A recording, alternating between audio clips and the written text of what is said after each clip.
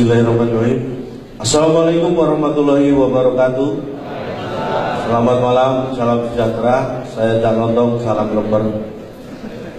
Terima kasih, bahagia sekali rasanya saya malam hari ini bisa hadir di sini.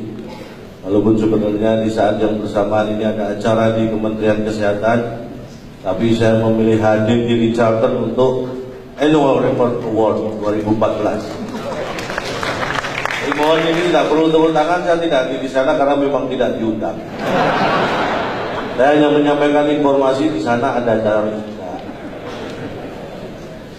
Pak Mulyaman, luar biasa Pak. Beliau ini menganggap saya seperti saudara sendiri. Tadi ketemu beliau di depan, selamat malam Pak Mulyaman. Saudara siapa ya? Terus dia menganggap saya saudara. Kalau hari-hari biasa itu menghadap Pak Mulyaman itu waktunya susah sekali, beliau sibuk.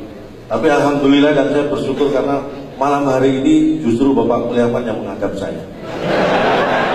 Terima kasih Pak. Maksudnya beliau duduknya menghadap saya. Kalau Pak Tito punya kedekatan emosional dengan saya, makanya beliau kalau dekat dengan saya itu bawanya pengen emosi terus. Terima kasih Pak. Ini hanya bercanda karena sebenarnya saya ini stres. Saya disuruh stand up dengan tema, makanya saya bawa ini supaya saya tidak salah. Akuntabilitas dan transparansi informasi untuk memenangkan persaingan bisnis dalam era integrasi ekonomi Asia. Memahami arti kalimat ini saja saya kesulitan. Apalagi untuk menciptakan materi joke dengan tema ini. Saya berusaha, semalam saya nggak sempat tidur. Saya berusaha mencari semampu saya. Tetapi menurut saya, pemahaman saya intinya, kita harus ingat dengan apa yang dilakukan oleh PT Kereta Api dengan filosofi gerbong. Untuk melaksanakan tema kita ini, kita butuh peran eksekutif. Maksudnya apa? Biasanya gerbong ekonomi dan bisnis itu berjalan bersama. Nah, gerbong eksekutif ini biasanya hanya menggandeng gerbong restorasi. Filosofi ini yang kita lakukan. Jadi dibutuhkan kemampuan dan kemauan dari eksekutif untuk bisa merestorasi iklim dan situasi yang kondusif supaya ekonomi dan bisnis bergerak maju menghadapi persaingan ke depan. Alhamdulillah, semalam tidak tidur nggak sia-sia.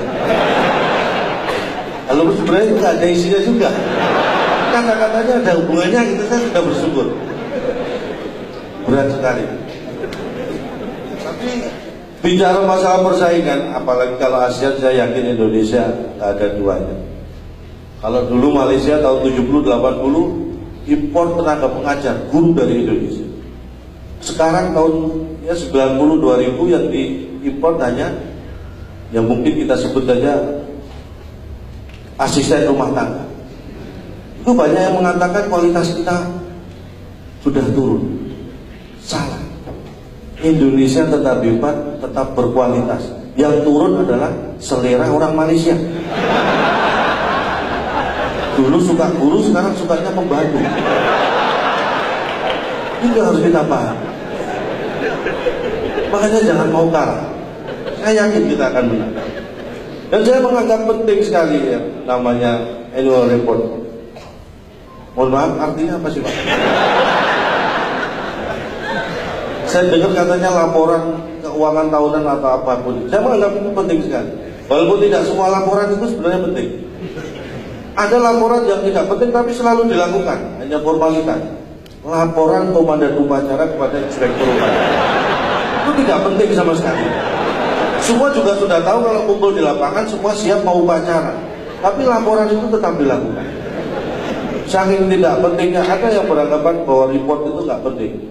Sampai mungkin Presiden kita keempat, Republik Indonesia keempat, selalu mengatakan gitu aja kok report. Saking nggak pentingnya report.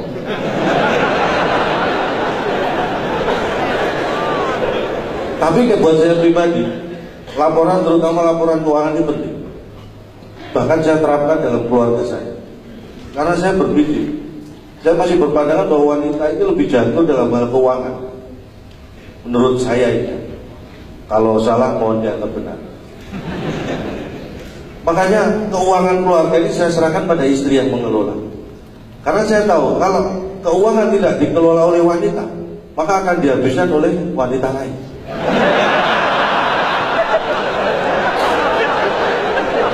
Makanya saya anggap penting. Itulah penting. Dan tepuk tangan buat wanita-wanita Indonesia. Karena itu, ini himbauan saya kepada kaum laki-laki, terutama pada diri saya sendiri. Karena prinsipnya, kaum pria itu kalau sering keluar malam, itu semakin banyak menghabiskan uang. Nah, wanita semakin sering keluar malam, itu semakin berpeluang menghasilkan uang. Ini khususnya wanita yang sudah go publik ya. Saya nggak tahu apakah ini tercatat di Bursa Efek, Pak. Tapi itulah pentingnya. Makanya saya kemana-mana selalu saya simpan foto istri saya di dompet.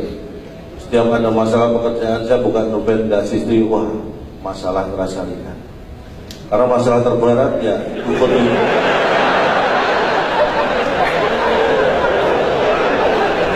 Bicara masalah ekonomi, saya selalu berkutat dengan masalah ekonomi dari dulu. Karena saya secara ekonomi bermasalah terus. Sampai dulu saya mau kuliah, akhirnya saya kuliah di Udayana. Orang tua saya bilang, Udayana nggak usah kuliah, nggak ada kuliah. Jadi kalau ekonomi saya sering mengajak diskusi ya ekonom, pelaku bisnis. Kayak Pak Renal Kasali, Pak Irmawan Kertajaya itu sering saya ajak diskusi. Cuma beliau-beliau nggak mau. Tapi saya pegang betul pasal 33 Undang-Undang Dasar 1945 bahwa bumi, air, dan kekayaan alam yang terkandung di dalamnya dipergunakan, dikuasai oleh negara dan dipergunakan untuk sebesar-besarnya kemakmuran rakyat. Saya pegang itu. Walaupun kenyataannya kekayaan dan sumber daya mineral kita ini banyak dikuasai asing. Emas, tembaga itu dikuasai asing. Karena apa? Karena pola pikir kita sendiri. Kenapa sumber mineral kita sampai dikuasai asing dan kita tidak bisa berbuat apa-apa? Karena pola pikir kita sudah menganggap bahwa itu sudah tidak asing lagi. Makanya kita membiarkan. Jadi mulai sekarang kita anggap itu hal yang asik, jadi supaya kita berjuang. Berat memang. Karena Gus dulu kalau kita ikut lagunya Gus ya, bukan lautan, hanya kolam susu. Lagunya gimana? Orang bilang tanah kita tanah surga, tongkat kayu dan batu jadi tanaman.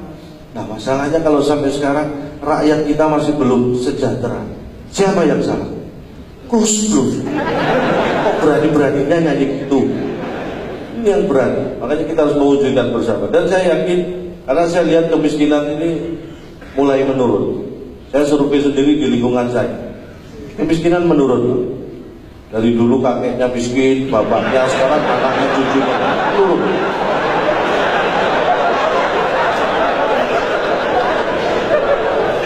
Harus kita syukuri. Itu namanya miskin struktural. Butuh usaha lebih keras lagi. Tapi menghadapi tekanan ekonomi, karena rupiah kan mulai menguat. Maksudnya lebih tepatnya mengkhawatirkan. Menghadapi ekonomi yang seperti ini, saya terapkan kuncinya apa? Ikhlas, pasrah. Dan terasa, benar.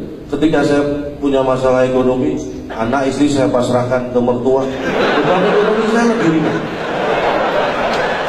Kuncinya pasrah.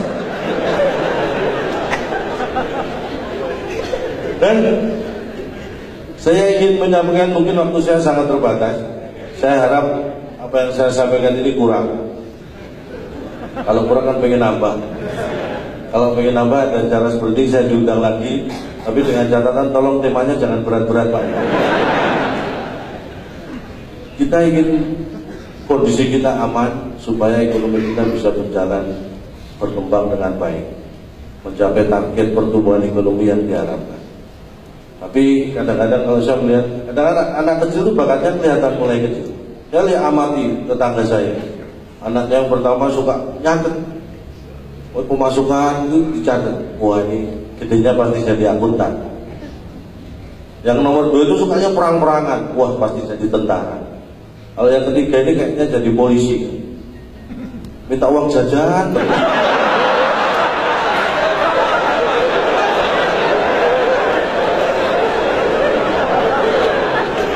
Mohon maaf, karena idealnya di Jepang itu, di Jepang satu polisi mengawasi 250 sampai 300 masyarakat.